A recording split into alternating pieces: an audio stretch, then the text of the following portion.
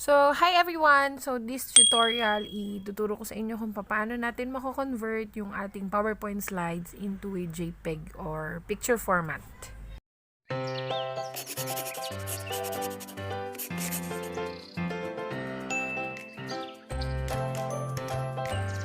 Okay, so andito na tayo ngayon sa presentation na ginawa ko para dun sa aming virtual moving app.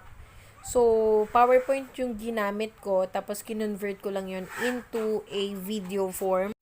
So, ngayon guys, bilang souvenir, gagawin natin tong JPEG, yung mga bawat slides na to. Tapos, i-upload ko siya sa FB page ko para doon i-download ng parents para ma-print nila na as souvenir para doon sa moving app ng kanilang mga baby. Since hindi kami nag-conduct ng isang pictorial kasi for the safety of the kids. So, napakadali lang nito. So, start na tayo.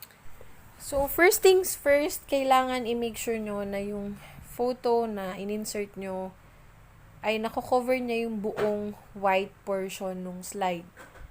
So, maximum yung ating ilalagay. And then, pag lahat ay okay na, punta lang kayo guys dito sa file. And then, hit save as. And then, i-drag down nyo lang tong portion na to and look for ayan, JPEG file interchange format. Kiklik lang natin yan. And then once na maklik, i-hit nyo lang yung save dito sa right portion. And then, ayan, which slides do you want to export? All slides, click nyo lang. And then, ganun lang kadali. It will be saved sa isang separate folder. Okay nyo lang ito, and then, i-check na natin yung folder kung saan na-save siya as JPEG. So, ito, yan, Mover Malvar. So, pag inopen natin to, ayan. So, ito na yung lahat ng slides. At pwede nyo na ngayon yung i-upload kung sa group chat man or doon sa kanilang page.